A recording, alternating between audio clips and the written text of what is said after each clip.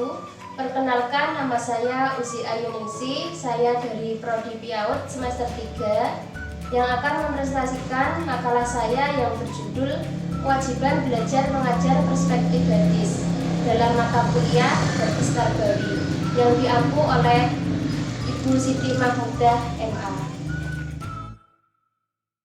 Belajar adalah suatu usaha sadar yang dilakukan oleh individu dalam perubahan tingkah lakunya, baik melalui latihan dan pengalaman yang menyangkut aspek kognitif, afektif, dan psikomotor untuk memperoleh tujuan tertentu.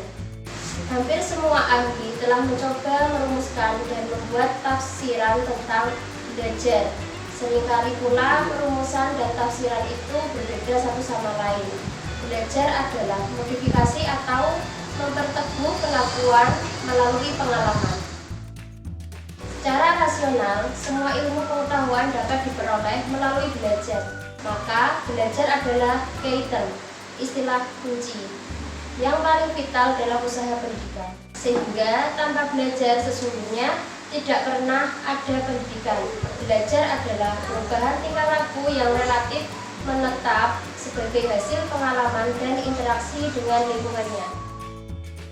Mengajar lebih identik kepada proses mengarahkan seseorang agar lebih baik. Dalam Quran Surat At-Taubah ayat 122 dijelaskan betapa pentingnya menuntut ilmu dan mengamalkannya, yang artinya tidak sepatutnya bagi orang-orang yang mukmin itu pergi semuanya ke medan perang. Mengapa tidak pergi dari tiap-tiap golongan di antara mereka beberapa orang untuk memperdalam pengetahuan mereka tentang agama dan memberi peringatan kepada kaumnya apabila mereka telah kembali kepadanya, supaya mereka itu dapat menjaga dirinya. Hadis yang diriwayatkan oleh Ibnu Abdul Bar yang berbunyi, Talabul ilmi fardhotun ala kulli muslimin wal muslimat, yang artinya mencari ilmu itu adalah wajib bagi setiap muslim laki-laki maupun muslim perempuan. Adapun hadis yang kedua yang berbunyi utlubul ilma minal mahdi ilal lahdi, yang artinya carilah ilmu sejak dari buayan hingga ke liang lahat.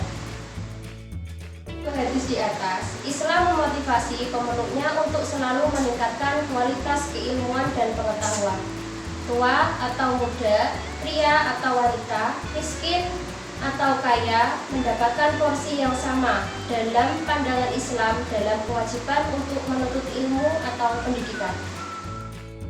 Hadis disebutkan terdapat 5 keutamaan orang menuntut ilmu, yaitu yang pertama, mendapat kemudahan untuk menuju surga. Yang kedua, disenangi oleh para malaikat. Yang ketiga, dimohonkan ampun oleh makhluk Allah yang lain. Yang keempat, lebih utama daripada ahli ibadah. Dan yang terakhir, menjadi pewaris Nabi. Dalam Islam, pendidikan tidak hanya dilaksanakan dalam batasan waktu tertentu saja, melainkan dilakukan sepanjang usia. Dalam pandangan Islam, dalam kewajiban untuk menuntut ilmu atau pendidikan, bukan hanya pengetahuan yang terkait urusan akhirat saja yang ditekankan oleh Islam, melainkan pengetahuan yang terkait dengan urusan dunia juga.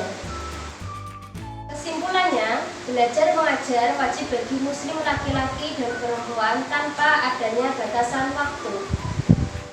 Demikian presentasi dari saya, semoga bermanfaat. Kurang lebihnya saya mohon maaf yang sebesar-besarnya. Wassalamualaikum warahmatullahi wabarakatuh.